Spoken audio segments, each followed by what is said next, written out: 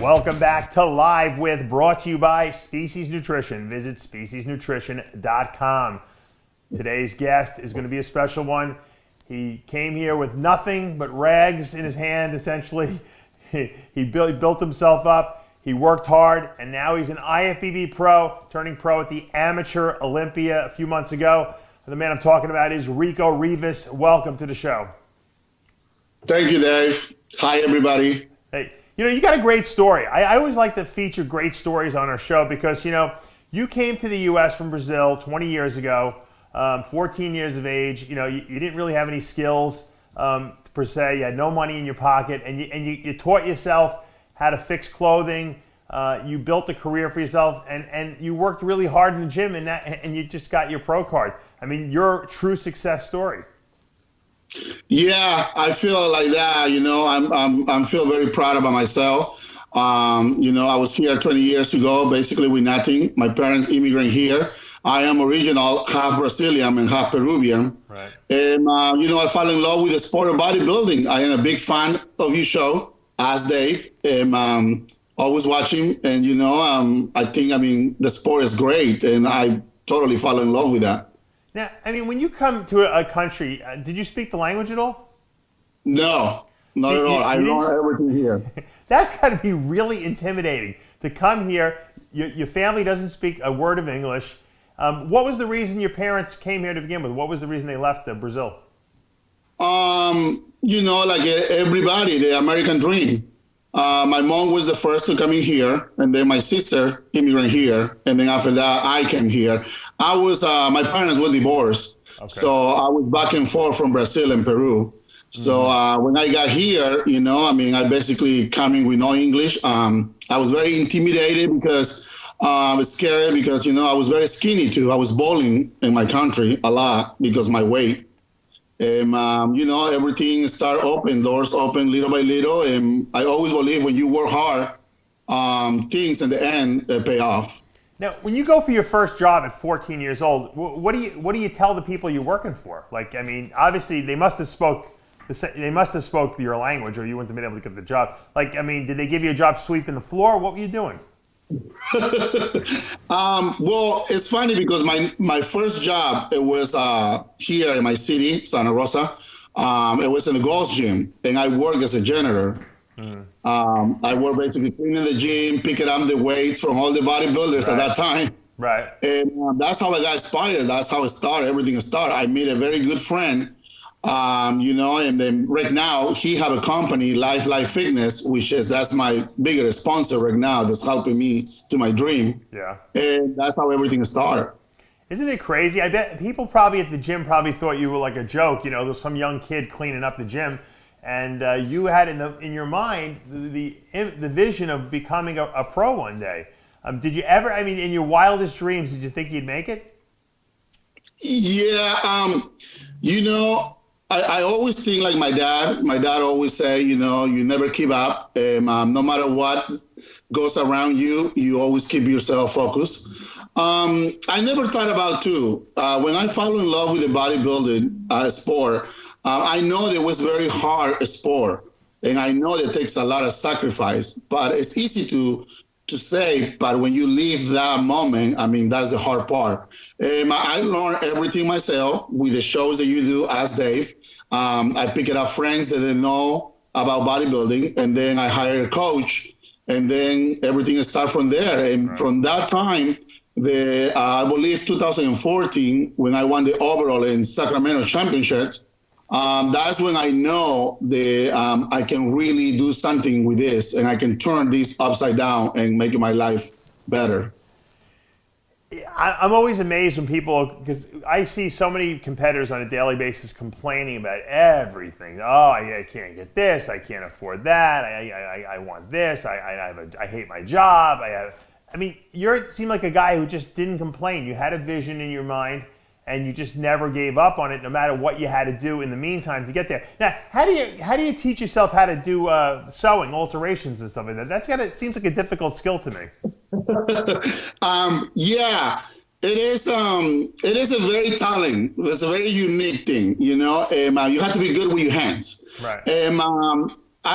My first job was helping somebody to do the real alterations. Right. And then after that, she started teaching me, and I was curious about everything. I always ask questions. Right. I always think if you don't have a question, you know, it's no good. Right. So, and then that's how I learned. And then practice, and make it better. And the same exactly met I use for the bodybuilder thing. You know, it is hard. I mean, I have 2 kids. I have a girlfriend, which I love a lot. It was a family teamwork, but my coach is the best. You know, I am working with the IAVP Pro, David Patrick. Yep, David, nice guy. You know, so he is really good. And then he basically, what he did is he installed in me the mentality of I belong in this rank and I belong in here. And that's how everything started. That's how I go with the confidence in the Mr. Olympia amateur. No matter what, you know, I cannot be the last man. Yeah, well, I mean, you obviously were. You won the Masters division. You placed top 5 in the Open division. Obviously, getting the pro card in the Masters division. I got to go back to the alteration things. I'm fascinated by the fact that you fix up.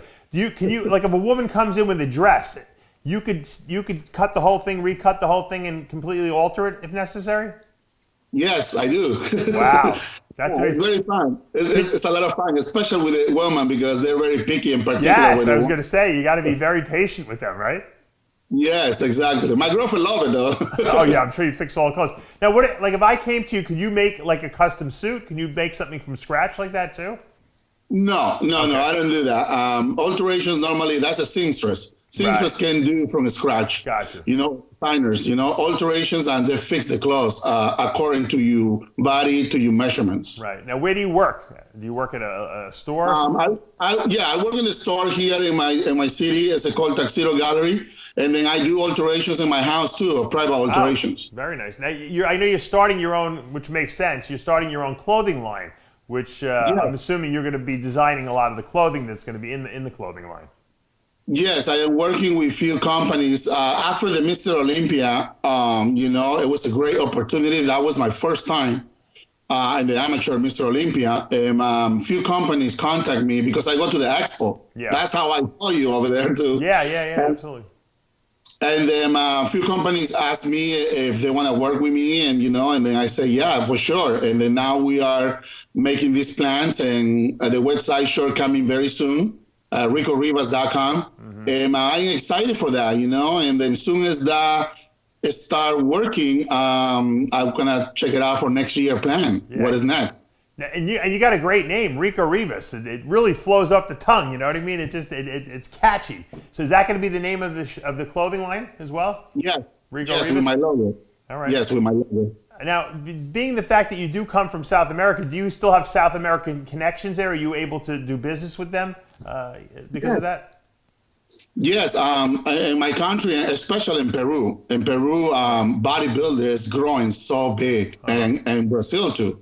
Right. So I contact a few newspapers, a few magazines, and they ask me for my pictures and things like that. Oh, good. So I believe it's already over there in the magazine, MD Latinos. Right. Well, it's good. You might as well. A lot of people don't take advantage of their roots. I mean, that's where you have. You grew up, and so you speak the language. You know the people there, and I think that's a smart venue. I always tell people you got to find a niche for yourself where you can sell yourself or sell your wares or whatever you happen to be promoting in your own area. You can't compete with everyone in everyone else's area. You got to find your area, and that's where you got to be strong. And I think that you have that connection to South America, which is obviously a marketplace that a lot of people in the United States don't have access to.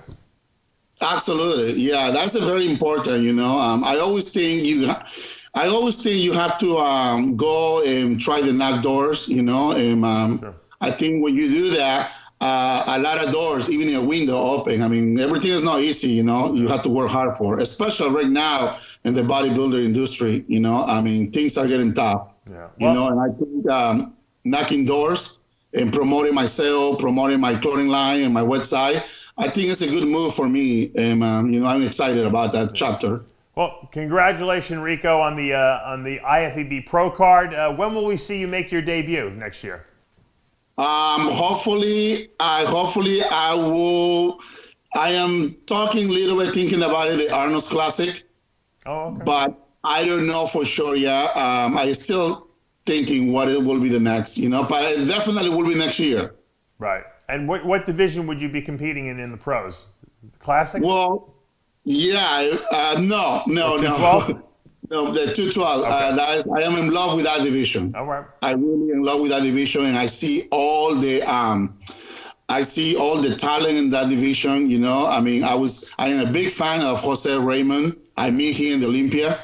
I am a big fan of Derek Lanford, and so I think I fit very well in the 212, and I think I can really stand up for myself. Yeah, the only problem is there's no 212 at the Arnold this year. I don't know why they got rid of it. Well, that's what I hear too. Yeah, that's what I hear too. So, so that's why I'm kind of a little bit thinking about it, what is next, but I definitely will be next year. New York Pro, maybe we'll see you. Absolutely. Well, like I said, congratulations on the big win, and good luck with the clothing line, and keep us updated. Thank you, Dave, and thank you so much for the opportunity. And like I said, I am a big fan, and I think you're doing the great things that you're doing for the sport. It's amazing. Your advice helps me a lot. It really, really, really helps me a lot. I always ask Dave, so thank you. I appreciate that. Well, I appreciate you, saying that about me. And of course, if I can help anyone out there, even with a couple of ideas, then my job is well appreciated. And once again, good luck. Congratulations on the big win, and we'll keep in touch with you over the next couple of months. All right. Thank you. Thank you, guys. All right. And that's going to take us to the end of another episode of Live With, brought to you by Species Nutrition. Visit speciesnutrition.com. I'm Dave Palumbo. We'll see you next time.